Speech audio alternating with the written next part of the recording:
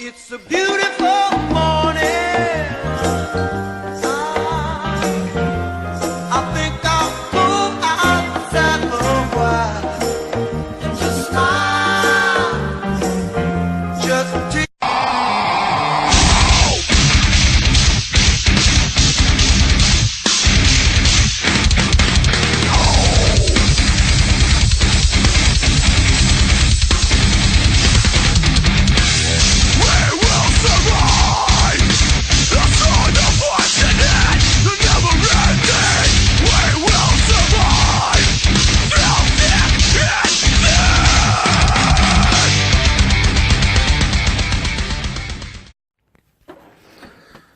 So I've noticed that a lot of people who are neutral on the subject of social justice warriors don't really understand why channels such as mine have such a strong distaste toward these groups. And what I'm just hoping to do with this video is just to give a certain level of understanding as to why people like me have such vitriol towards SJWs. Now, each group actually holds certain positions that are specific to that group, but all these groups have two things in common. Now, before I get started, I do want to just acknowledge that there are people within these groups that do act with integrity and are actually trying to make a difference to better society. That just doesn't change the fact that their groups still suffer from these two toxicities. Now, the first thing that I'm going to talk about is something that I haven't really heard anybody mention, and that's the fact that social justice warriors tend to be more loyal to their movement than their cause. Now, let me explain to you what I mean by that.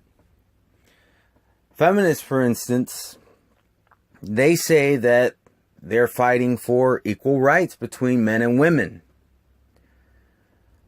So I'm going to go ahead and come up with a hypothetical scenario. Let's say tomorrow, men and women actually shared all the same rights. We offer free education to all men and women. We deposit 100,000 US dollar equivalents into every man and woman's bank account. And yes, we would do it for both because we're talking about equal rights. And let's say we went ahead and forced every country to change their political structure to where it is co-ran by one male politician and a female politician who are not related and who are not married. Now, this is just a hypothetical situation. I just try to come up with one that's as equal as I could possibly think of. Okay? So, I know it's a little oversimplified, but you see what I'm going for here. Basically, a equal rights gender utopia. All right, let's say we achieve that. But let's say we go ahead and then we say, well, we no longer need feminism because the goal of feminism, which is equality, has now been reached. So the movement no longer has a purpose. I can assure you that we will have women's rights marches. We would have riots. We would have quite a mess on our hands. I'm pretty sure the statement that we don't need feminism because we have now achieved equal rights will actually be labeled as hate speech. I don't doubt that for 1 second. Now, you could make the argument that, well, the situation that you bring is hypothetical, so what you're saying here is speculation. But is it really? I mean, let's really think about this. Here in Western society, we actually do have equal rights. Think about it. Men and women share all the same rights. And if you're going to talk about catcalling. Catcalling is not you losing your rights. That's simply a dumbass who does not know how to conduct themselves in public, who just so happen to see you out in the street. But you're not losing your rights, so stop it with the bullshit. But as far as rights that can actually be legislated, men and women share all the same rights. Yet, what do feminists do? Well, they complain about issues that they make up, like the wage gap, and a certain video game not getting supported simply because it has a female protagonist. Or they'll make up, or they'll complain about non-issues, which actually that last one I mentioned is an actual non-issue because it's not even happening. But they'll make up, or they'll complain about non-issues such as women being able to be murdered in Grand Theft Auto. Which, by the way, you do realize that you can murder men in Grand Theft Auto as well. So, sounds like equal rights to me. Or they'll complain that their favorite actress was killed off in a TV show where men get murdered in movies and shows all the time. So it's not exclusive to women.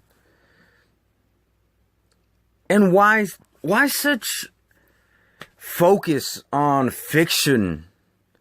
Fake worlds that only exist on video games and fake realities that are just a show or a movie that's there for pure entertainment. Why such focus on that when there's women in the third world who are actually being oppressed? Now, all the SJW groups are actually guilty of this. They're all guilty of the same thing. When I first started this channel, I actually had a run-in with a Black Lives Matter supporter that called me a coward and a hater. Simply because I said Black lives do matter, but Black Lives Matter doesn't matter.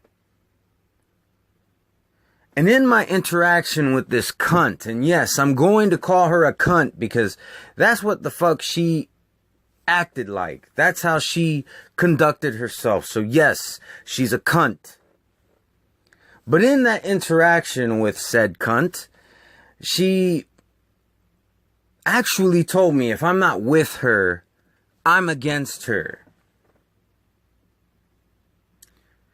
So basically what she said is, I could go out of my way to actually ensure that every black person I come into contact with gets treated equally. I could give them the same respect I would give anybody else.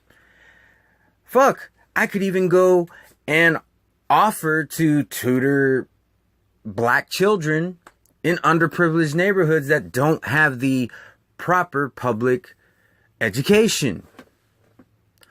But if I refuse to join Black Lives Matter or affiliate myself with the group because they're known for rioting, and I feel that affiliating myself with them would only tarnish the progress that I may make, then I'm against her.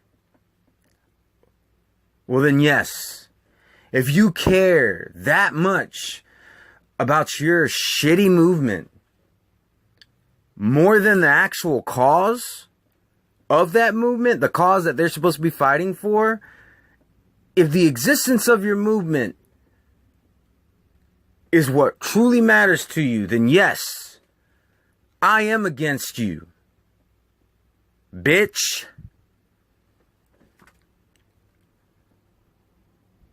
And it's like I said, all these groups are guilty of the same.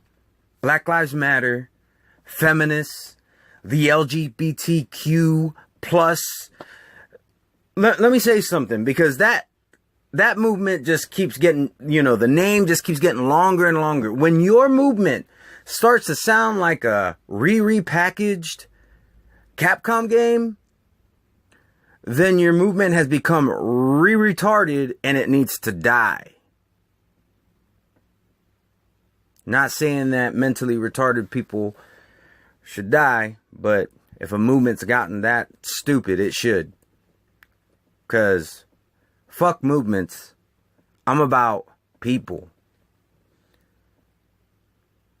But because of this, the second thing that we really can't stand about these groups is that they have a victim mentality. And that victim mentality is used for one purpose and one purpose only. And that's to justify these stupid ass movements. And that's why we cannot stand SJWs. They're not loyal to their cause. They're loyal to the shitty movement. If the cause of your movement is to ensure that a certain group of people get equal rights, then once you've achieved that goal, then the movement should be disbanded and there should be no argument about it. But if all you're going to do is try to justify the fucking movement, well then fuck you, fuck your movement. So I hope I've made my points very clear in this video. And y'all have a wonderful day. Peace. I came in like a wrecking ball. I never